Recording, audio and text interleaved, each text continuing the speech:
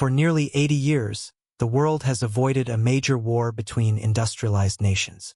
Since the end of World War II, large-scale conflict has remained absent, yet the threat of war has never fully disappeared. It continues to linger over us like a constant warning. Today's global landscape is already defined by intense geopolitical strain, driven by numerous factors I explained in a previous video within this political series. This video focuses specifically on what could happen if a major war were to erupt, not on the reasons or circumstances that might trigger it. Instead, we'll explore what the outbreak of such a conflict might look like, who would be involved, how the fighting could unfold, and which side might prevail. The possibilities are deeply unsettling. Before diving in, consider experiencing a simulated version of these scenarios yourself. This video is sponsored by Conflict of Nations, a free online strategy game with millions of players worldwide. You can battle Conflict of Nations. A simplified overview of potential wartime alliances might resemble this. While people don't usually see the world in strict blocks, today's political landscape resembles the alliance systems that existed before World War I. Broadly speaking, the world is now divided into two major spheres, one centered around China and the other around the United States. The political narratives we hear in the news can often distort the real nature of these relationships. Countries that publicly criticize the United States, such as certain Western European nations or the Philippines, remain reliable American allies and are becoming increasingly aligned. At the same time, China maintains significant, often overlooked influence in many poorer nations. This map leaves plenty of room for interpretation. For instance, although Russia and China are currently partners, their cooperation is fragile. It wouldn't be surprising if tensions between them escalate into open conflict before the middle of the century. In a potential U.S.-China war, European nations and Russia might simply stay on the sidelines. Countries like Turkey and Thailand could shift positions depending on circumstances. Currently, Turkey and Russia have significant tensions, so for now, Turkey fits more naturally into the American-aligned group. Thailand, while politically close to the United States, has strong cultural and economic ties to China, sometimes appearing heavily influenced by Beijing, so it makes sense to place them in a neutral category. China also has numerous political connections across Africa and South America, including nations such as Venezuela, Tanzania, and Angola. However, these states are generally too distant, economically limited, and militarily weak to meaningfully support China in a major conflict. Joining such a war would be risky for them, so they would likely remain neutral. This mirrors situations in World War II, when countries like Iran and Argentina sympathized with the Axis powers but ultimately chose not to enter the conflict. For this scenario, the exact trigger of the war does not matter. Whether the spark occurs in North Korea, Armenia, the Himalayas, or Ukraine, we assume a global conflict breaks out after something goes seriously wrong. Before examining the scenario itself, it's important to address the issue of nuclear weapons. I do not believe the major powers would be willing to use them. Most nuclear-armed countries, including China, though not the United States or Russia, have pledged not to launch nuclear weapons unless they are struck first. While China's track record on honoring commitments is questionable, this alone is not the deciding factor. A nuclear exchange is in no one's interest. No state wants humanity's destruction, and each government understands this. If nuclear weapons were used, it would likely be by a smaller and more unstable power such as Pakistan, North Korea, or Iran. Even then, their arsenals are not large enough to threaten global survival. Historically, restraint has been far more common in warfare than total destruction. True total wars primarily occurred in the 20th century AD and, long before that, in the 3rd century BC, both periods shaped by major shifts in military technology. For example, chemical weapons were not used in World War II, noble casualties in the High Middle Ages were relatively low, and conscription didn't become widespread until the Napoleonic era. Modern missile defense systems, such as THAAD, can intercept missiles with around a 50% success rate.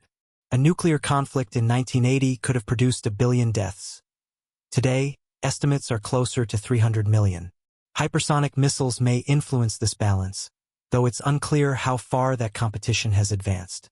Additionally, China is at a major disadvantage compared to the United States in nuclear capabilities. As a result, China would likely avoid relying on nuclear escalation and instead try to maximize its strengths in conventional warfare, supported by its large population and industrial base. We would probably see a treaty in which the United States, Russia, and China agree not to use nuclear weapons against one another, as long as none of them directly attacks the other's homeland. In other words, no strikes or troop landings in places like Honolulu or Shanghai. Before moving forward, I want to acknowledge the limits of prediction. Military forecasts are notoriously unreliable.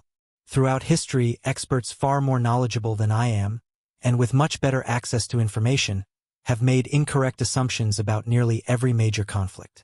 If a global war were ever to occur, I would undoubtedly be mistaken about several aspects of it. In general, the war would likely take shape as a large ring around the Eurasian continent. The Central Powers, called that here simply for convenience, would occupy the middle of Eurasia. Meanwhile, the United States, which we can refer to as Oceania for fun, would control the surrounding oceans and maintain a coalition along the continent's outer edges. In this section, we will examine each theater of conflict in a clockwise direction, starting with Korea. The Korean peninsula would be one of the most intense battlegrounds. Both North and South Korea possess some of the largest militaries in the world. In sheer numbers, North Korea's forces are nearly comparable to those of the United States. North Korea also has a large missile arsenal capable of inflicting severe damage on Seoul, a city of nearly 10 million, within a short time.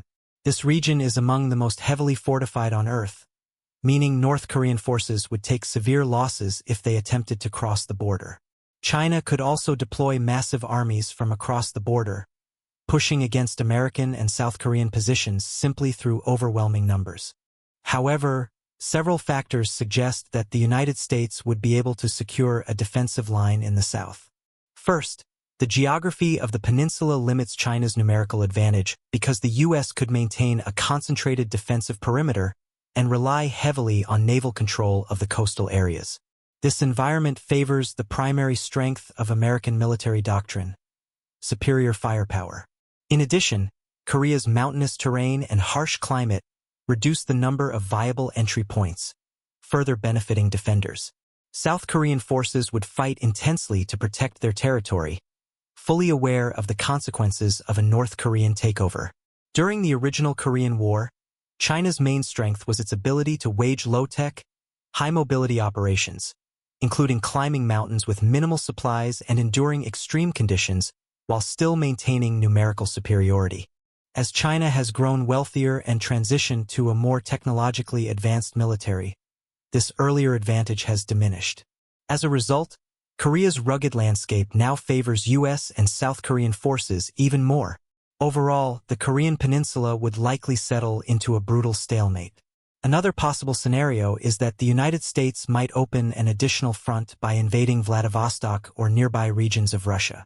This approach could help shift part of the fighting away from China's immediate vicinity and toward a location where the U.S. might have a better chance of gaining ground. I'm not certain how this theater would unfold. The next major front would be Taiwan. 10 years ago, I would have said that America's overwhelming naval strength would allow it to destroy Chinese ships with ease. But China has since invested heavily in land-based anti-ship systems, making it unclear whether U.S. vessels could safely operate in the Taiwan Strait. Chinese government assessments, though self-serving, claim the U.S. would no longer be able to defend Taiwan after 2020. Given the buildup of Chinese forces in southeastern China, that estimate is not entirely unrealistic. My expectation is that China would likely capture Taiwan early in a conflict. After securing the island, China would install defensive systems there, extending its strategic perimeter deeper into the South and East China Seas. This would put increased pressure on the Philippines and Okinawa. One fact people often doubt when I mention it is that the United States and Vietnam are now close partners. For Americans, the Vietnam War remains a defining and painful memory. But from Vietnam's perspective, China has invaded their country 27 times over the last 1,000 years. A millennium of resisting Chinese, French, American, Japanese, and various Southeast Asian forces has shaped Vietnam into a resilient and highly capable military society. Still, geography works heavily against them. Cambodia and Laos are aligned with China, and the regional infrastructure is now developed enough for Chinese forces to move through those countries and attack Vietnam on multiple fronts. Vietnam's long, narrow shape means that if China managed to cut the country in even one area, the northern and southern centers of power would be separated. The Red River region, the core of Vietnamese civilization, lies close to the Chinese border, making it particularly vulnerable. China would probably overrun Vietnam directly, and as in past conflicts, Vietnamese forces would retreat into the jungles and wage a prolonged guerrilla resistance. Thailand is surrounded by Chinese partners and already maintains friendly ties with Beijing. After Vietnam's fall, Thailand would likely shift fully to China's side, similar to its accommodation of Japan during World War II. Malaysia and Indonesia, on the other hand, are generally pro-American, and their coastal geography reinforces this alignment. As nations with major coastal capitals, opposing the United States would be extremely risky, as the U.S. could devastate those cities with airstrikes. The U.S. would then hold a fortified defensive line near the Kra Isthmus in Thailand, using the dense jungle and narrow peninsula to maintain a stable position. Overall, in East Asia, China would miss the opportunity to seize full initiative early in the war. Even though China is weaker than the U.S. in many areas, it would be able to concentrate nearly all its forces in East Asia, while the United States would be defending multiple regions around the world. The next theater would be India, a U.S. ally facing an extremely difficult defensive struggle. India would be drawn into a campaign surrounded by Chinese-aligned states. Nepal, Pakistan, Sri Lanka, and Myanmar all lean toward China. Bangladesh maintains ties with both China and the United States, but in practice, India would never allow Bangladesh to freely choose sides. India would either pressure Bangladesh into joining its coalition or simply occupy it if necessary. Sri Lanka, despite its current relationship with China, would likely fall under American influence due to its position as an island. All of this means India would face a three-front war. Pakistan would advance from the northwest, while China would launch attacks across the Himalayas. How this part of the conflict develops depends heavily on the scale of China's offensive. China has invested in building roads and infrastructure in the region and can expand them rapidly unless India stops them early. The United States could severely weaken Myanmar by heavily bombing Yangon, reducing its military usefulness. Still, the region would remain an important route for Chinese forces moving toward eastern India. India has previously held defensive ground in a key choke point along the Brahmaputra jungles, the same area where they halted Japanese forces during World War II. If China and Pakistan manage to coordinate effectively and break into the North Indian Plain, India's strategic situation would collapse. Delhi sits on this plain, and losing it would be devastating. India is significantly weaker than China in both military and industrial capacity, so the United States would need to devote enormous resources to keeping India in the fight.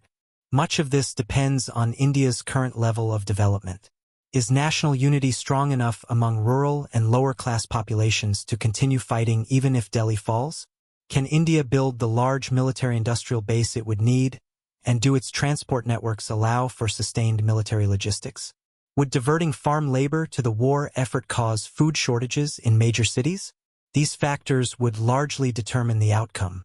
With both countries holding more people than the entire global population during World War II, and both potentially relying on mass mobilization and brutal tactics, this front alone could become the deadliest conflict in human history. Moving into the Middle East, the situation becomes more complex, as is often the case in this region. We've already established that Turkey would align with the United States.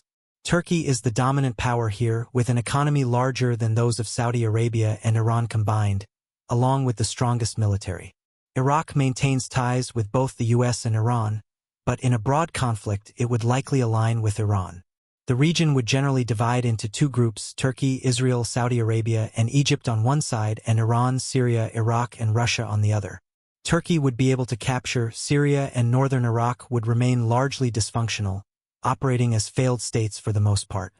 Iran and Saudi Arabia would become locked in a prolonged and unresolved struggle. Iran would likely shut down the Strait of Hormuz, cutting off trade to the Persian Gulf states and crippling their economies. The United States, already overwhelmed with other fronts, would probably set this issue aside temporarily. Saudi Arabia likely could not withstand a full-scale war. Apart from a few elite units, its military is generally weak, and the country already struggles with internal cohesion.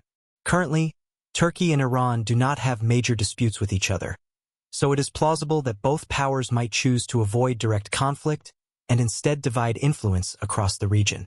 Azerbaijan and Turkey would likely cooperate to defeat Armenia but would then find themselves bogged down in a difficult and prolonged campaign in the Caucasus against Russia.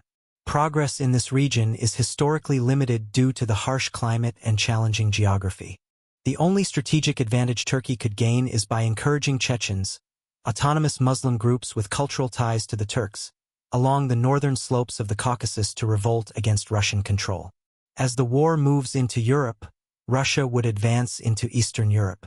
At this point, the situation becomes uncertain because Russia's actual military capability is unclear. Reports vary widely, with some suggesting the Russian military is barely functional and others arguing it has rebuilt much of its former Soviet-era strength. Russia's effectiveness in this theater would depend almost entirely on which of these assessments proves accurate. Belarus, being aligned with Russia, would allow Russian forces to isolate and capture the Baltic states with relative ease. Ukraine would also be vulnerable. It is estimated that the United States would need several months to deploy a full field army into Eastern Europe, meaning Poland would have to resist long enough for reinforcements to arrive. Whether Poland could manage this depends on whether Russia demonstrates its full military capacity. However, because Russia's population and economy are only about 1/10 the size of China's, the European front would be secondary compared to the conflict in Asia. Crimea could become a major contested zone similar to its role in the Crimean War. With the United States and Turkey controlling the Black Sea, Crimea, sitting defensively on the Russian side, would serve as a strong staging area for strikes into Russia's more vulnerable southern regions. At this point, the impact of modern military technology becomes a major unknown. Every war fought decades after the previous large conflict involves unpredictable dynamics. Before World War I, leaders assumed that Napoleonic-style offensives and massive line formations would scale up directly, and they were completely wrong. In this scenario, the world's major militaries would enter the conflict assuming conditions similar to World War II, and they would almost certainly be mistaken as well. It's impossible to accurately predict how current technology would shape the conflict. On one hand, advanced missiles could strengthen defensive positions by destroying approaching armies, and precise GPS-guided strikes could make it easy to disrupt supply routes and prevent offensive forces from forming. On the other hand, modern communication systems could greatly improve the coordination of attacks, solving one of the major logistical challenges that earlier generals faced. Modern conflicts, like the wars in Iraq, show that advanced technology has only made rapid offensive strategies, such as blitzkrieg-style operations, even more effective. Still, the only honest conclusion is that we simply do not know how a large-scale modern war would unfold. There are several factors to consider, one being that uncertainty among military leaders often leads to higher casualties. Every military aims to protect its soldiers, yet when commanders are unsure of the correct approach, more lives are inevitably lost. Some estimates suggest that a future conflict could produce casualty levels even higher than those of World War I. A more cynical view is that, due to significant population growth in recent decades, human life has become a cheaper resource for heavily populated countries like China or India. Larger nations today could endure multiple high-casualty battles without dramatically affecting their overall population or war capability. Several new fronts would likely emerge. For example, although the creation of the U.S. Space Force was criticized at the time, it proved to be a realistic move. Since modern civilization depends heavily on satellite systems, protecting them is essential. This means a new battleground would develop in space, involving competition between rival satellites. Likewise, digital warfare would become a major domain. With societies so reliant on the internet and interconnected networks, disrupting an opponent's cyber defenses could be a decisive tactic. This might involve disabling an adversary's electrical grid or financial system. Another under-discussed threat is the use of logic bombs, malicious code planted within another nation's critical infrastructure, lying dormant until triggered during a conflict. When combined with missile strikes, Such cyber tools could collapse a nation's supply chain. All of this would make the war particularly harsh for civilian populations. Countries that rely heavily on imported food or interlinked global systems could face severe consequences. An additional complication is that modern military equipment is highly specialized, and only a limited number of factories worldwide can manufacture it. These factories rely on complex components, so the destruction of even a few facilities or widespread supply chain failures could dramatically slow the production of advanced weapons. As a result, the war could involve a mix of modern and improvised technology. While some armies would deploy state-of-the-art tanks, others might be forced to rely on cheaper, simplified vehicles resembling World War II-era designs. Considering that a single modern tank can destroy a dozen older models, warfare could resemble a return to medieval dynamics, where heavily equipped elites overwhelm masses of poorly equipped troops. The long-term social impact of such a conflict would be immense. One potential positive outcome, however, is that total war often accelerates technological innovation. Today we are already on the edge of breakthroughs in fields like biotechnology, nanotechnology, robotics, and artificial intelligence. Historically, large-scale conflicts push governments to invest heavily in research, and individuals become more willing to test developing technologies. As a result, such a war would likely drive an intense wave of innovation. We would emerge from the conflict with far more advanced technology than we had going into it. However, the downside is that soldiers on the battlefield would face increasingly unsettling forms of weaponry. It is difficult to predict which technologies will ultimately reach the front lines, but developments such as space-based lasers, robotic attack swarms, electrically reinforced armor suits, and even early forms of cloaking technology are already underway. In general, if something appears in a science fiction movie, there is a good chance a military somewhere is exploring it. Robotics play an especially important role. As missile engagements occur within seconds and nations seek to minimize human casualties, commanders will be pushed to rely more heavily on robots and drones. Yet while human judgment in war is often flawed, robots, unable to understand context, are even more likely to make catastrophic mistakes. This could lead to a dramatic rise in atrocities, as machines struggle to distinguish civilians from combatants. Powers that are more willing to employ such technologies despite ethical concerns may gain a long-term advantage, but the scale of wrongdoing could be so severe that robotic warfare becomes taboo once the conflict ends. Despite rapid technological progress, infantry forces will not disappear. Some argue that traditional ground troops will become obsolete in an era of push-button warfare, but this assumption has been made repeatedly since the invention of the machine gun. It reflects a misunderstanding of two consistent factors. First, weapons tests rarely reflect real battlefield conditions, where terrain dramatically alters the effectiveness of any weapon. For example, during World War I, artillery and poison gas never achieved the complete battlefield destruction seen in controlled tests. Soldiers using trenches and foxholes survived in far greater numbers than expected. Second, infantry remains essential for holding territory, which is one of the central objectives in any war. Bombing can devastate an area, but only ground forces can occupy and control it. Several variables would determine the eventual victor, the most significant being the extent of China's involvement. Reports about China's military capabilities are highly inconsistent. Some claim the system is deeply corrupt, while others say it has undergone successful reforms. Based on personal observations, experiences with Chinese institutions, and historical patterns, China tends to perform in extremes, either collapsing under internal division and corruption or operating with full efficiency and overwhelming its opponents. This dynamic would be one of the decisive factors in the war, especially if China can fully leverage its enormous population and industrial capacity. If China can fully harness its vast population and industrial capacity, it would likely prevail. If not, it would struggle. China probably has enormous potential for wartime production, and much of the outcome would depend on how effectively the United States can disrupt that capacity while also rebuilding its own industrial base. A similar but smaller scale dynamic applies to Russia. On the American side, the U.S. would need to carry much of the responsibility for its coalition during the early stages, at least until its generally more pacifist allies, such as Western European countries or Japan, increase their military contributions. While China has large mobilization capabilities, the sheer size of the American aligned bloc means the coalition could still win if all members mobilize. If America's allies can scale up within the first year and the U.S. avoids a major early defeat, the American side is likely to succeed. The U.S. alliance includes nearly all of Europe, a region with significant latent military potential. In an optimal scenario, European nations could take the lead in stabilizing Europe and the Middle East, while Japan could assume a similar role in East Asia. Turkey would emerge as a full regional military power, and India, if it can survive the initial stages of the conflict and develop its industry, would become a decisive partner, performing either impressively or disappointingly depending on its level of development at the time.